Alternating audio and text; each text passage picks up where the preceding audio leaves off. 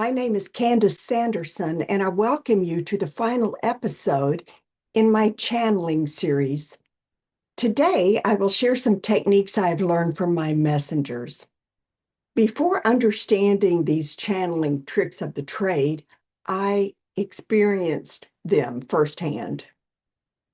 Only later, and over multiple conversations, did the messengers dissect my experiences.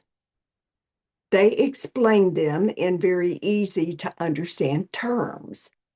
Not only did I learn how my channeling occurred, but I eventually realized this was a recipe to duplicate what I had spontaneously experienced. Since the last episode, I watched my interview on the Gaia Network. I am in season 2, episode 3 of Divine Science. The title of the episode is Channeling Beyond Human Limitations. Many of the other interviewees on this program are well known, like Daryl Anka, who channels an ET called Bashar. I noticed my cohorts on this program are trance channelers, which I am not. They allow entities to use their bodies to communicate. You see it immediately. The channeler's posture changes. You might see odd hand gestures, and the voice, including intonation, the wording, and sometimes the volume, is very different from their normal speaking voices. Of course, the most obvious change is the content they share.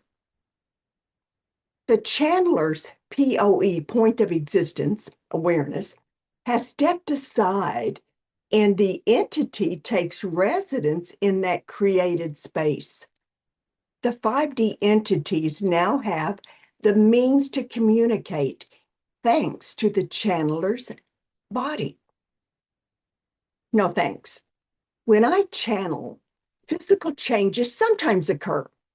I might engage in some mudras, which are strange, or at least strange to me, hand movements. Everything is energy, vibrations, and frequencies. So these hand movements seem to direct the energy in very specific ways. When this first happened afterwards, the messenger showed me a short vision of an orchestra conductor and how they direct the music, helping the various instruments perform their best. Softer notes here, louder notes there, changing the pacing here or there. That is what my mudras do, direct the energy. Sometimes I weave several energy threads together, just like, I don't know, braiding strands like a rope. It makes it stronger. It also makes it prettier. All of this is divinely guided, so I allow it to happen. And I observe as my hands weave these invisible threads in this mystical dance of energy. But I do not judge when it happens, other than the wonderment I feel because I'm so curious, like, what am I doing with my hands? The me, unlike trance channelers, I am always there, watching, observing, ready to apply the brakes and intervene if things get too weird, too far outside my comfort zone. Sometimes when I channel, I say words that I am not familiar with. But when I research later, I learned that I spelled, pronounced, and even used those words correctly. The pacing and intonation of my speech and voice might change a little, but not much. When I channel angels, for example, my voice is often softer, quieter, and the words are more poetic. I often get very emotional with the angels because of their strong compassion and the love that they have. And I feel it so strongly when they're near me. In our last episode, I talked about the point of existence, the POE, and how it resides in the body in a very tiny particle form, like a dot. That dot is a visual representation of consciousness, of awareness, and it often hides so well in our bodies that many people think that they are their physical bodies. Let's look at that POE of the trance channelers. The entity's POE has replaced the channel's POE, leaving the channel's POE out of sight, out of mind, completely unaware. Most trance channelers are not aware of what's going on in real time when the entity takes over. But true to my brand of being the reluctant messenger, nope, that is not for me. I want to know what is going on, when it's going on. I know I'm dating myself, but what if I'm in a trance and the entities decide that I should get up and start dancing like Elaine in Jerry Seinfeld? I want quick and ready access to the control panel, to stop, to fast forward, to rewind, to go in slow motion, or to exit altogether. I want the ability to set a firm GPS pin and return at will, or to install a keep out sign to never return. My messengers have shown me how to use our points of existence to maintain a balance. And why is that important? It prevents our awareness, our POE, from disappearing and becoming dormant. I have learned to split my awareness so that I can function in multiple dimensional spaces at the same time. When we do that, we are aware that we stand at the helm of our experiences. We are in control. Today, I will talk about what I do and how my messengers have told me how and why it works. Following their instructions, perhaps you too can listen to the whispers of guidance while fully alert.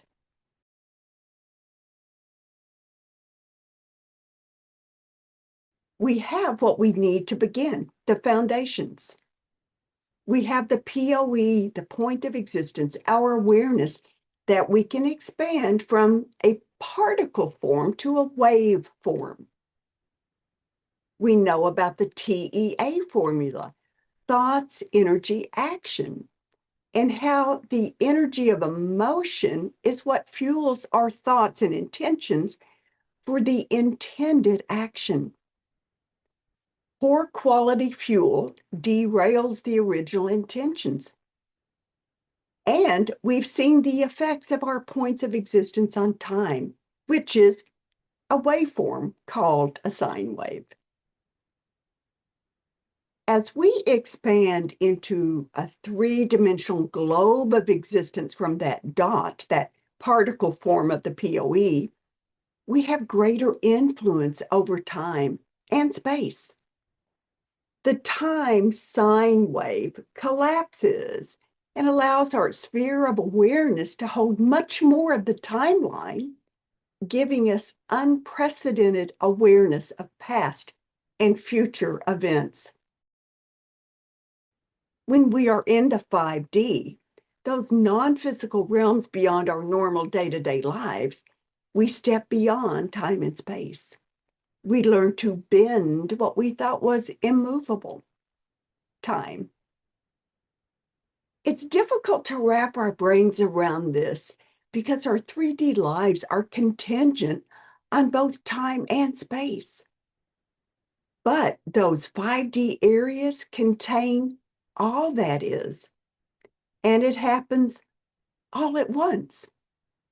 As we learn to navigate these new terrains, it becomes easier, but at first it can be very challenging. This is precisely why I prefer to connect with eyes wide open. It allows me access to the steering wheel and to the brakes in case I need a course correction. So how do we get into these expanded states? How do we expand our consciousness?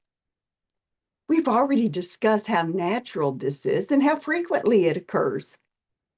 It happens every night when we dream. We also engage in daydreams. And even brainstorming is a permission structure to think outside the box and become inspired. There are many ways to expand: meditation, prayer, yoga, breath work. Some people use plant-based rituals, while others might have spontaneous experiences. When we first expand and allow information to flow, we think we are making things up. So I challenge you to do this. When that thought enters your mind, I want you to stop and smile. Celebrate. Why? That "I'm making this stuff up" thought is one of the first signs that you are connecting to the 5D. It is a novel situation, and our brain does not know how to process what's going on. We have no files stored in our memory banks to compare the experience with, to tell us what to do. So we default to the "I'm making this stuff up." But you are not making it up. It is just new. That's all. When this happens, take a few deep breaths. Do not jump ahead, and certainly do not slide back into the body. Just hit pause to savor this divine connection. As you relax into your deep breaths, look around, take note. Where are you? What do you see? What do you feel, both temperature-wise and emotionally? Does a scene open? Are you on an island?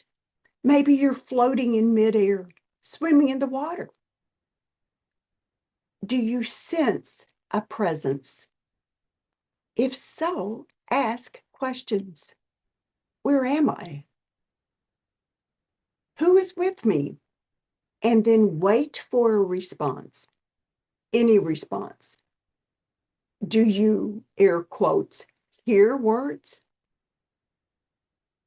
Is music playing? Are there nature sounds like ocean surf or birdsong? Are you hot? Cold? Perhaps you just know something, but you don't know how you know it. Accept whatever you receive and document it. By pausing and taking a deep breath, you are solidifying what my messengers refer to as a bookmark. We each have an automatic GPS system when we travel into the 5D. It keeps track of where we have been. When we pause, we allow more of the scenery to unfold. But make sure your scribe is there. We need to document our activities. So whether you are recording this in a voice memo or writing it down in a notebook, do something to document this in real time. Why? If you try to remember the experience, you are engaging your 3D brain, and that takes your point of existence back to the 3D. So jot down what occurs or record your voice as it happens. With time, this gets easier. Learning to record in real time allows that aspect of you, what I call the scribe, to operate in the background. Soon, that will become second nature, and your scribe will automatically do this without much thought. That leaves the experiencer you to do just that. Experience it. When we travel to the 5D, we now know that our GPS monitors us. When we stop to focus on the details of our travels, how we feel, what we see, we set a pin, a bookmark to return to this spot at will. Now, remember, when you are doing these things, pausing to take a deep breath, looking around, there's something else you can do. Smile. When our brain releases endorphins, we've just fueled our extraordinary journey. This brings up the TEA, Thoughts, Energy, Action formula.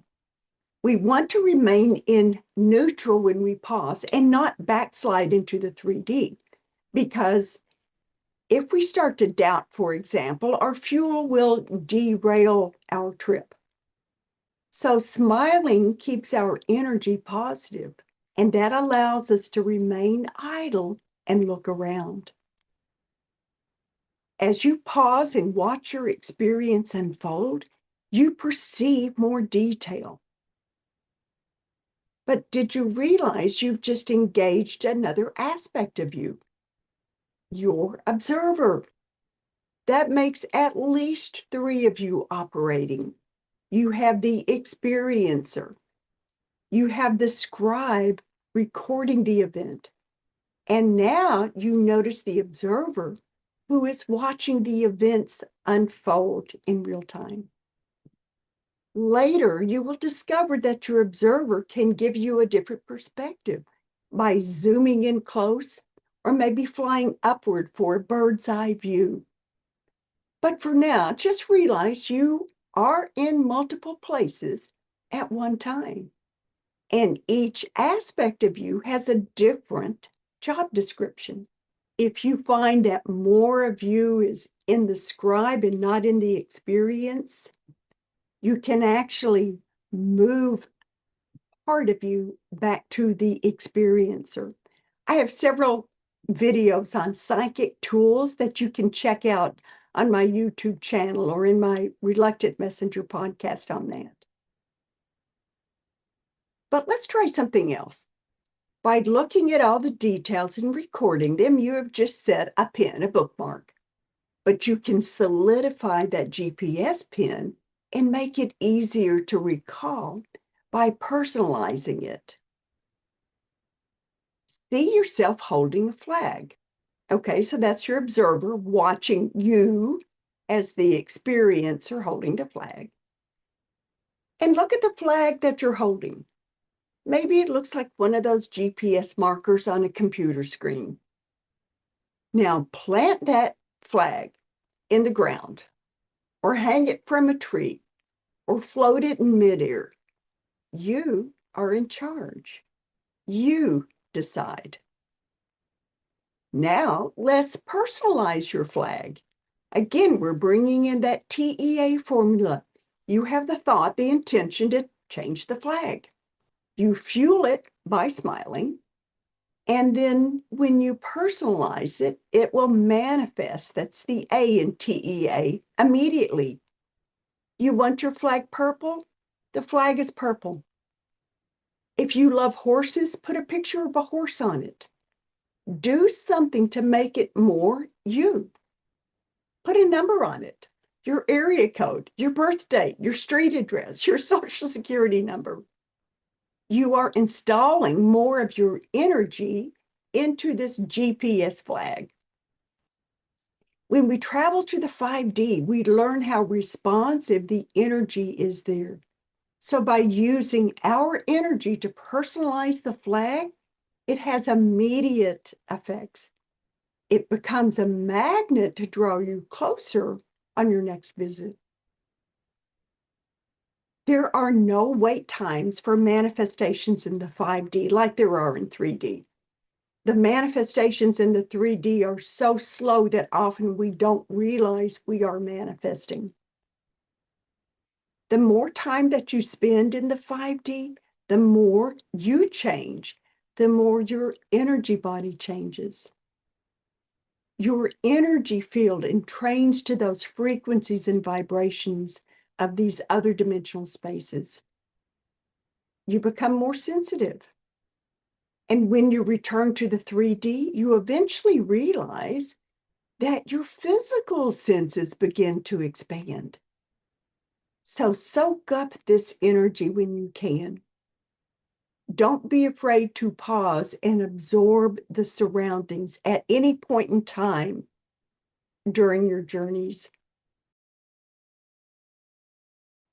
While you bookmark what's going on in your 5D excursion that you have paused, notice the other aspects of you. See how easy it is to be in multiple places at once. One part of you is documenting everything. Another part of you is experiencing the event. A third part of you is observing the 3D you in the chair or the bed who's recording. Once you have set the bookmark, you have just programmed your return. All you have to do is get in a relaxed state and picture that GPS flag. If you can visualize, picture it in your mind. If you have not yet developed that skill, simply say that you're going to go to your flag. Remember how you personalized it, the number, the color, the picture, where it hangs, or how deep you planted it in the ground. Just think of that, and you are there. You've also just established your first place in the 5D. When you visit again, or you can do this on your first visit if you're comfortable with it, make some sort of structure.